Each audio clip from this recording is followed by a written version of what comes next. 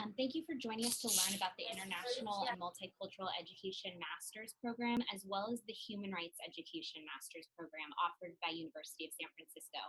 My name is Lisa Clope, and I am an admissions advisor for the School of Education, and I'll be moderating this session today. I'd like to begin by going over logistics for this event. Then I'll introduce our programs coordinator and faculty, Dr. Monisha Bajaj, who will give you a lot of detail about the program and its requirements. So let's get started. Please note that you are in listen-only mode. To ask questions, please type them into the chat box. We will be sure to leave lots of time at the end of our presentation for questions. You will also be able to obtain copies of the webinar slides as well as a recording of this presentation afterwards. I'd now like to introduce you to our presenter for today. Dr. Monisha Bajaj is Associate Professor of International and Multicultural Education at the University of San Francisco, where she directs the MA program in Human Rights Education. She has authored multiple books as well as numerous articles.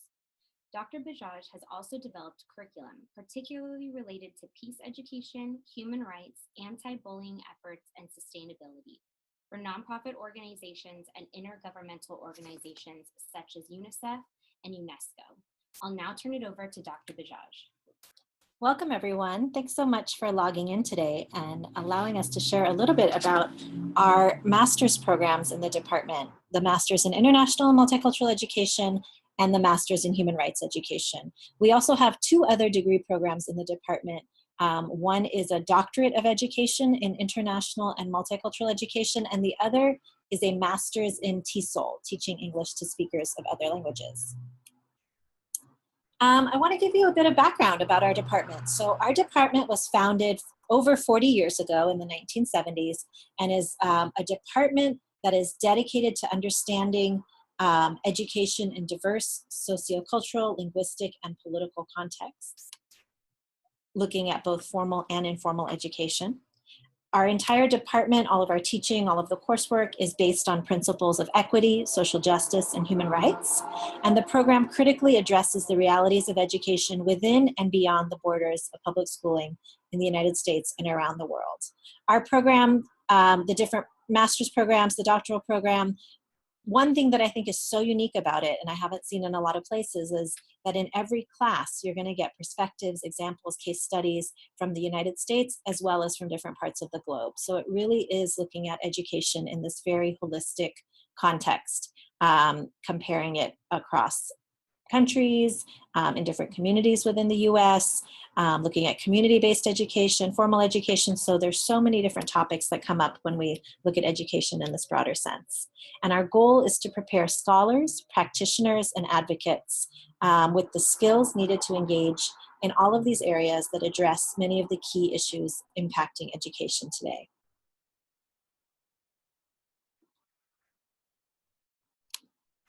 So just a little bit about the different programs. As I mentioned, there are 4 different programs, 3 master's degree programs and 1 doctoral program in the department, both the MA and the EDD in International Multicultural Education. We have many master's students who start in our programs and go on to the doctoral program.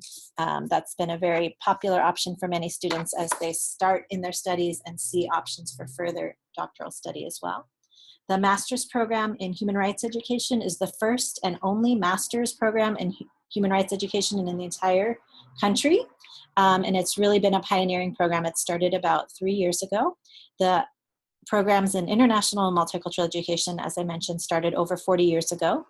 And the focus on TESOL, Teaching English to Speakers of Other Languages, has also been around for many years.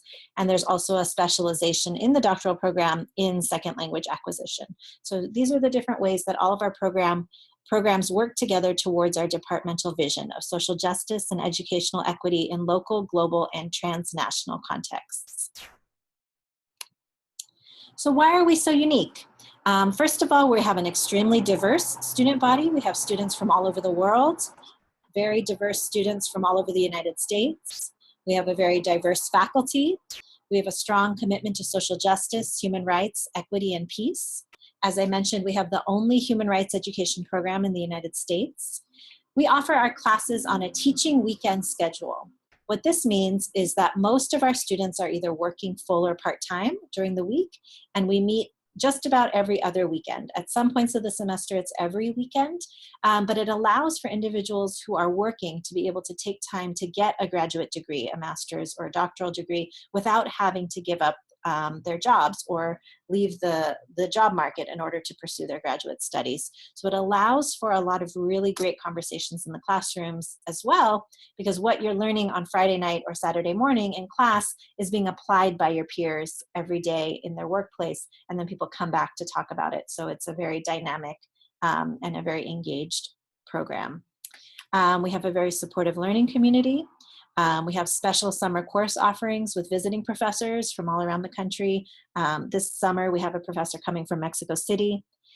We have an emphasis on critical pedagogy in all our classes, which means that classes have a lot of participatory pedagogy, role play simulations, engaged scholarship with community-based organizations. Our class sizes are also very small.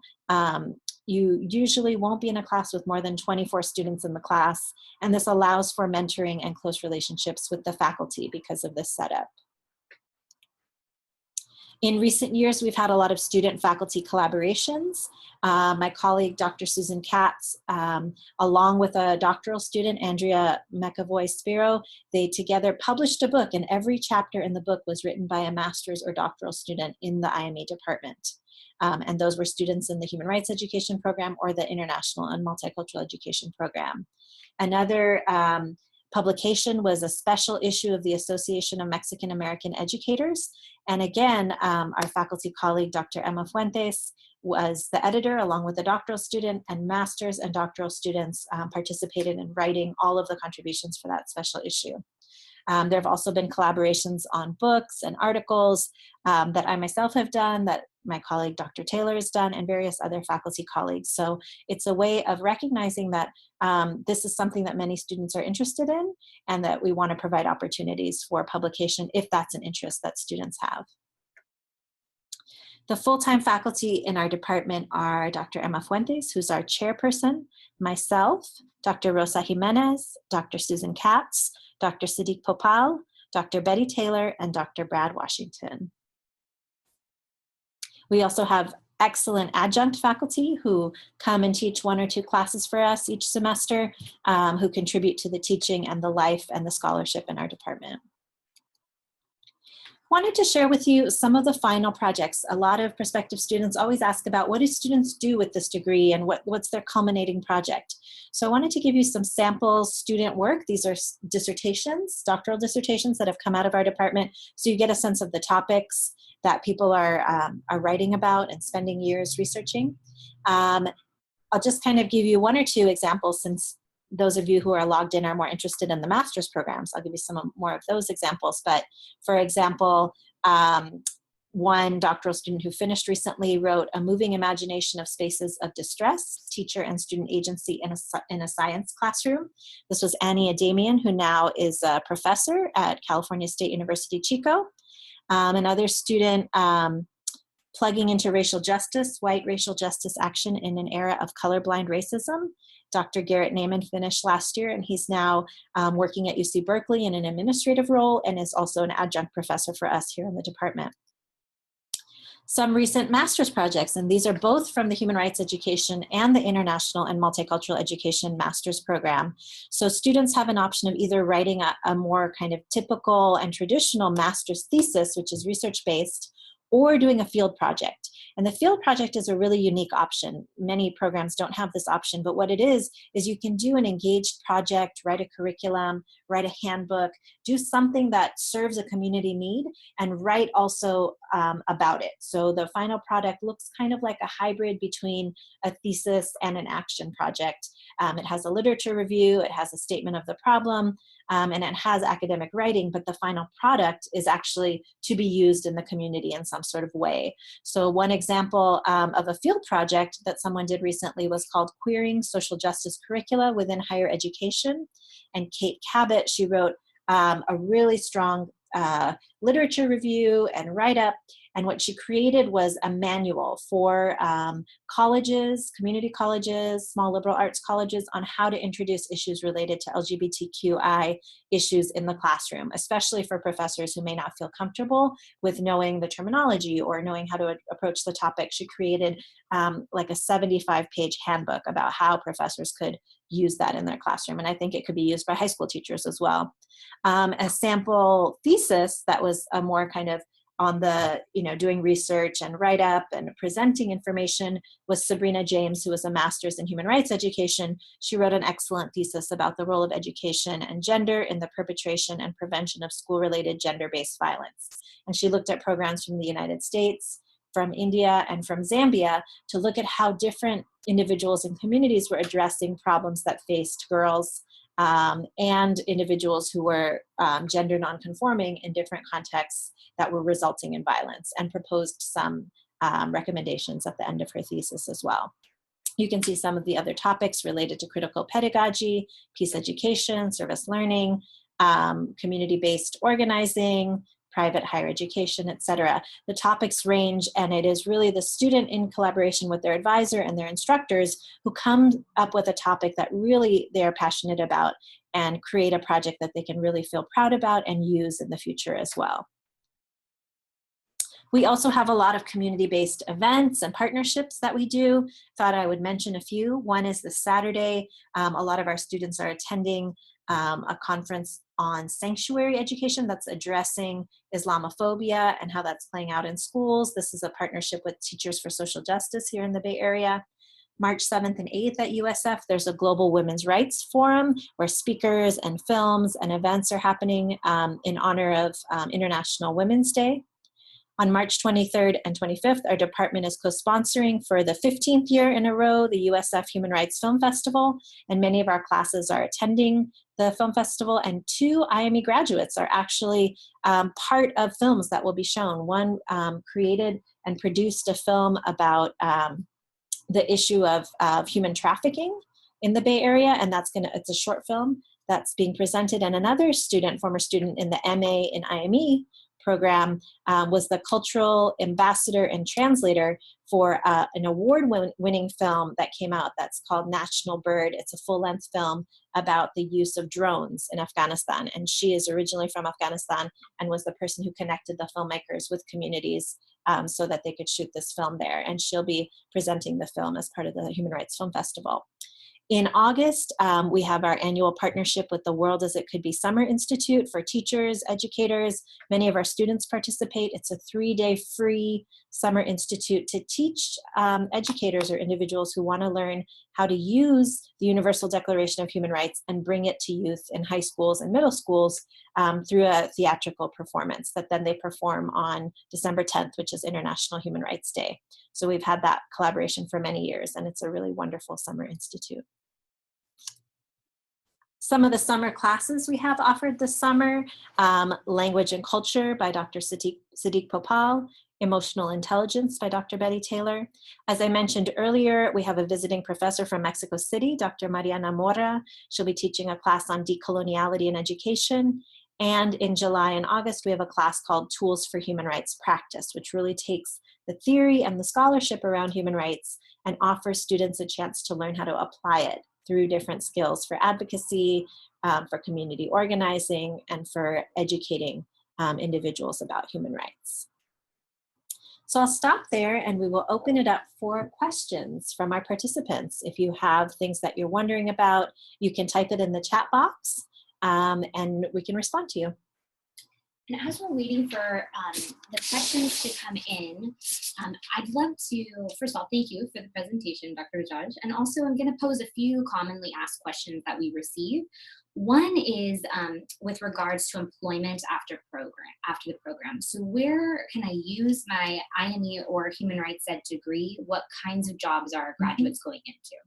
That's a great question. So as I mentioned earlier, because our program operates on a teaching weekend schedule, a lot of people already work in community organizations or in schools. So they may after graduation continue working in that context, but perhaps through their master's thesis or field project or through the skills that they gain in the program, they could maybe take on a new role or a new way of doing things. I'm thinking, for example, a student who was a teacher before, did the master's program, created an extensive curriculum on human rights education, and then became a curriculum expert for her whole district. And was mentoring teachers on how to create curriculum. Another example is new jobs that do open up for people through the program. So Sabrina James, whose thesis I mentioned earlier, after completing the program, she got really excited about gender-based issues for girls around the world. She got an internship in Washington, D.C. with Plan International. It's a huge non-governmental organization that works around the world. They hired her on as a consultant for a while after that. She was traveling around working on projects. Another former student, Erica, applied for a fellowship through the U.S. State Department to train teachers in Mexico. She spent a year there training teachers. In the U.S., she had been a teacher while she was in the program. And then because of her degree in international and multicultural education, was able to get this fellowship and spent a year in Mexico training teachers. Other students have, former students have worked in immigrant and refugee rights organizations as training coordinators, developing curriculum, doing community-based programs. There's so many examples of students who've graduated and then taken on new roles in their own organizations or gotten new jobs that are more aligned with their interests based on their studies, and the partnerships that have happened while here. So many of our classes, there'll be guest speakers, adjunct professors, ways that students do projects that involve an organization they're interested in that will then result in them getting a job. So I'm thinking of one example. A couple of years ago, an adjunct professor came, had 10 students in her class, and ended up hiring one for a job based on the work that was done in that class. So there are also the connections that get made. That's so cool. I see a question here. Oh yeah, it looks like Lindsay has a question. Are there any faculty members who focus on disability justice? That's a great question. And I'm actually teaching right now, I'm leading the course that walks students through the final thesis field project, and 2 of my 10 students are focused on disability justice in the human rights education program. And while our department doesn't necessarily have that as a focus, we have an amazing critical disability studies doctoral program here in the School of Education. And some of the students who are interested in that area will take classes. We have a very flexible way that students are able to complete the requirements. So it's a 30-unit program, the Human Rights Education Masters, and only 15 of those units are preset that you have to take those classes. So with the other 15 units, you can take classes anywhere across the School of Education. So if that is an area of your interest, Professors Emily Nussbaum and Professor Nicola McClung are both really amazing experts in disability justice. And the students that I'm supervising their thesis and field project right now have taken classes and done independent studies with these professors. And one is even presenting at a national conference on disability justice. So it's an area that we definitely try to encourage those linkages, and that each student's particular needs, that we meet those needs however that can happen, whether within the department or outside the department. There's a lot of interdisciplinarity that we have here. So another question, what are the limits and scopes of the field projects and research-based projects? Yeah, I would love, maybe this is something, Lisa, you could do, is also put a link there to the ones that are on our website to give participants a chance to look at them. But I would say the scope, the final projects tend to be about 50 to 80 pages. And if it's a thesis, it's much more kind of research-based. So you would maybe go out and interview or do observations. I'm thinking of one student who did an excellent thesis where she wanted to look at the intergenerational transmission of trauma among Armenian Americans. So she interviewed about 7 or 8 individuals whose grandparents had lived through the Armenian genocide to find out what the kind of transmission of this trauma had been through genocide. And then she presented it in this beautiful way. She's actually working on publishing her thesis now. This was about a year and a half ago she graduated. And so she presented the findings in a research-based thesis that was about 100 pages long. And she presented the different themes that came out of the research, the way that she interviewed them, alongside the literature in the area of genocide studies and intergenerational trauma transmission. A field project, on the other hand, is much more applied. So you're intervening in an issue that you see in the community, and doing that through the creation of a resource or a handbook or curricula or workshops. We have one student right now who's in my class who has presented at 3 different conferences a workshop for white educators to look at issues of racism and how individuals can identify racism in the classroom and develop an anti-racist practice. So she created a workshop, presented it 3 times, and her field project is the creation of this workshop, the presentation of it, and then her reflections on it will be in the write-up. Another student was a elementary school teacher, and she created a handbook for elementary school teachers who want to bring in more multicultural education into the classroom. And so that handbook was part of her field project, but she also distributed that handbook that was like a 40-page resource guide with the most amazing resources to other teachers she knew, and she put it on the web. A lot of our theses and field projects are at the link that Lisa's putting up in the chat box, that you can have a look at some of the different topics. The topics are so diverse and so amazing, and the products that people come up with are just phenomenal. All right. And feel free to continue to submit your questions through the chat box. While we're waiting for more questions, a big question is around cost.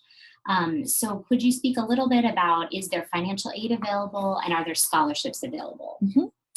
Yeah, so we definitely have, so the cost of the program for the master's level, it's a 30-unit program. Most students complete the program in 2 years, and it's $1,130 per unit. We do have some financial aid available that students can apply for when they get here. We have social justice scholarships and other scholarships that students are eligible for, along with loans. But we also have, I've been a professor for about 12 years now, and at different institutions, what I found is that students will often have to take 2 years off to do a master's.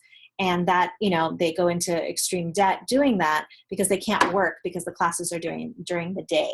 So one benefit that we do have by being a program that accommodates working individuals is that students can stay in the labor market and keep getting professional experience and have their resume continue to expand while they're getting their graduate degree at the same time. So while it's still a big financial expense to take on graduate studies, there's a way that it also accommodates students who are working by having our classes in the evenings and on the weekends. And every class we offer will be in the evenings or on the weekend. Even the summer classes, we have professors start after 5 so that we make sure that working students can be accommodated in all of the classes that we teach.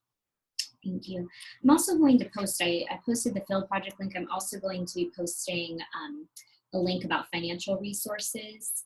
Should come up in just a moment. So if you do have more questions around financial aid, our advisors are happy to answer those questions, and you can email us at schoolofeducation@usfca.edu, which I'll also leave in the chat box. Now, some people have questions about sort of the general admissions process. So I'd love to pause for a moment and provide some context around how you apply and what that process is like.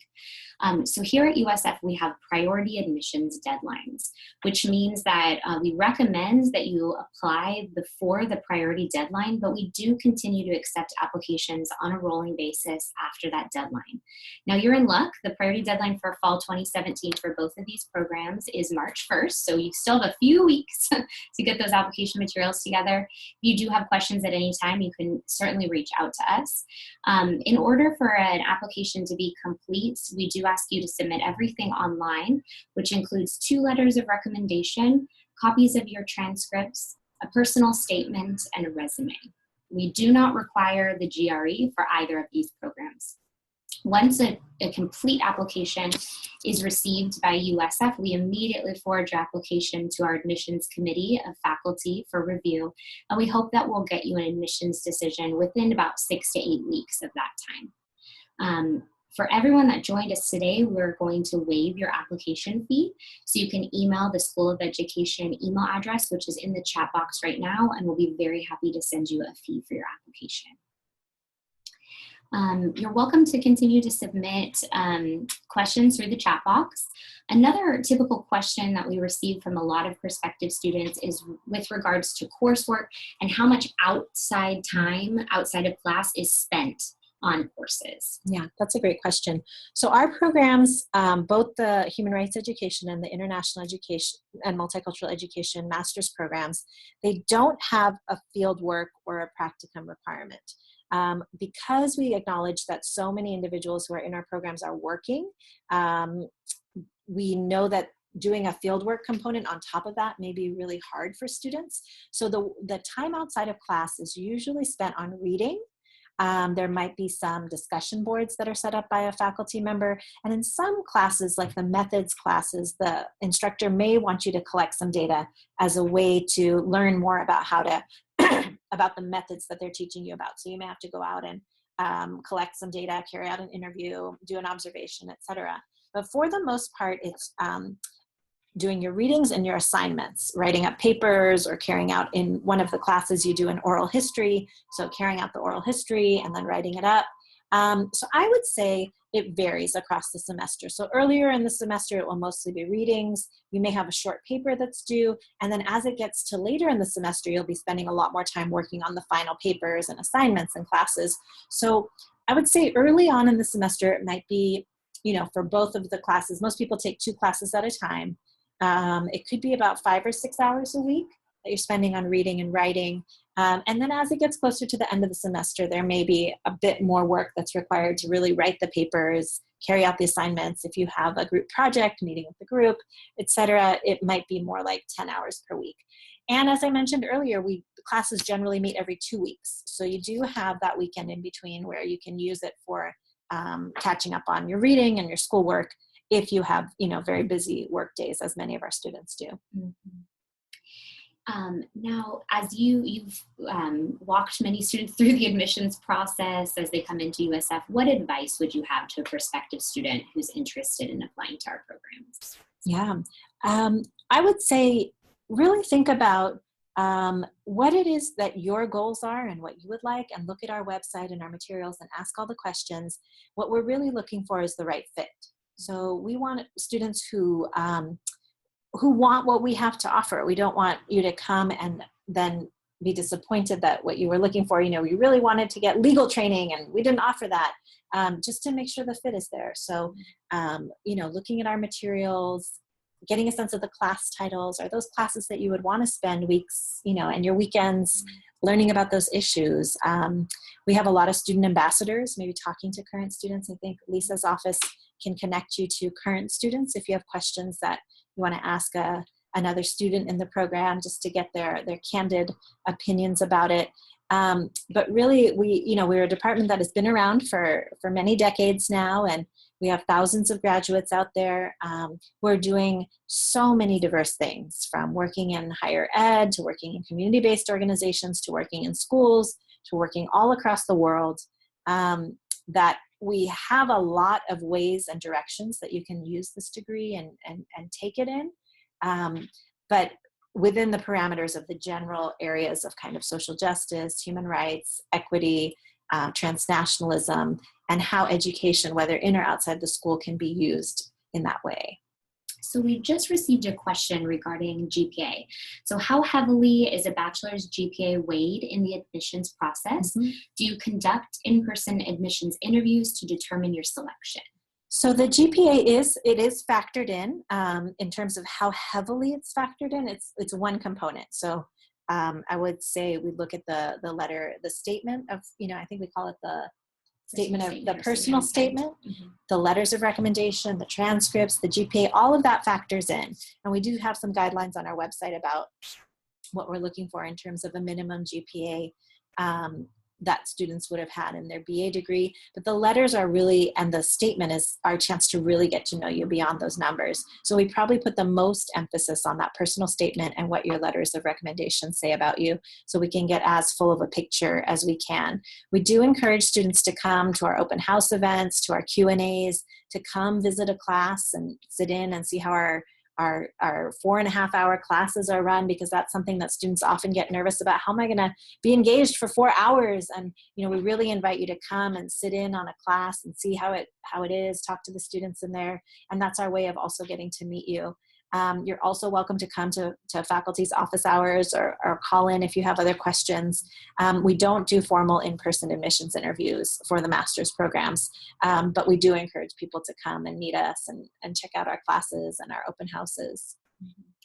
Yeah, and I will certainly echo, we always love hosting students in classes.